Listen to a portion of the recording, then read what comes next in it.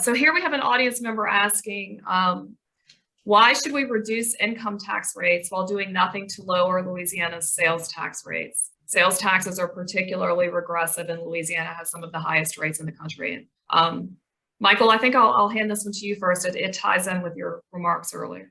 Yeah, thanks, Amy. I think it's that the problem with that kind of this question is that it assumes that it's an either or. I think that they are both challenges in our state. From an economic development perspective, I'm very confident that making our tax rate more reflect or better reflect the actual taxes collected will make us more attractive to businesses, and that will lead to more jobs and more opportunities, and ultimately more revenues for the state while not increasing taxes. Addressing sales tax, I think, is a separate issue that should be addressed, while noting still that in our current sales tax code, that essentials like food and medicine are not taxed, and so they are not part of this regressivity discussion. But yeah, I think treating this as an either or is just not the right way to look at it. Fundamentally, making our tax structure more attractive and more accurate in terms of how it reflects what's collected will increase us from being in the 40s in terms of best tax rate up into the 30s by the Tax Foundation. That'll put us higher on the rankings for site selectors and CEOs. And if you look at the Texas numbers, I think empirically it shows that over time it'll work for Louisiana. I would like to add to that if I can. I think the question has a lot of merit, because remember, we talk about the sales tax, we think about it, only you or I are paying this, but businesses pay that sales tax too. And it's a fairly high rate. If you're a business coming to Louisiana and you see that one of your tax rates is 9.5% on state and local sales taxes, that's a large number. So it certainly can serve as a deterrent in terms of people even looking here. Should I put my business here? Particularly if I'm going to buy a lot of stuff that may be taxable at the state and local level. So I think again, we have made choices over a long period of time that the sales tax is going to be the tax at the local level and the state level.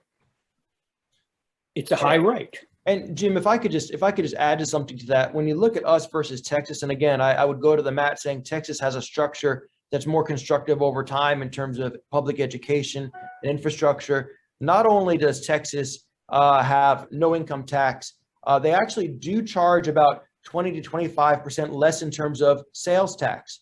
But what's the difference there? It's that they've got double the property tax, the ad valorem tax. And so if we really wanted to get to a place of lower income taxes and also having lower sales taxes, then clearly that would have to be made up by something that looked more like local or even possibly state ad valorem or property taxes. Yeah, I would agree with you, Mike, on that. We have decided for a long time not to use ad valorem tax, or not use it very much, and and that means we're down to either income or sales. That's the essence of the issue. Alternatives. That's what we have to do, and people have not been willing to go to the ad valorem tax. That's that. Now, I think the other element to remember about Texas, they don't have personal income tax. They do have a gross margins tax on businesses, though, which is pretty close to a corporate income tax, though they have somehow wiggled around that and said it's not, because that wouldn't be constitutional in Texas. They're better at hiding it than us. It's an income tax. Kimberly, do you want to enter the rink on this one? Well, I think it's interesting that the two of them are arguing about what Texas does and doesn't have. And Michael, Louisiana's state tax is lower than Texas. Texas is 6.25, we're at 4.45. The difference is the cap they have in place on their local sales tax at 2%. So that has an impact. Right. We don't have that. They have the local property tax that funds their schools. And because that is not sufficient to fund their schools, as Jim said, they have the Texas margins tax to make up the difference for funding schools. In essence, a corporate income tax. And our Supreme Court has said it's an income tax. Their Supreme Court says it's not, because their Constitution says they can have an income tax. Brings in a large amount of revenue in the state of Texas. So we do have a lot of trade-offs between the revenue we collect and the revenue that they collect. Well, there's no individual income tax.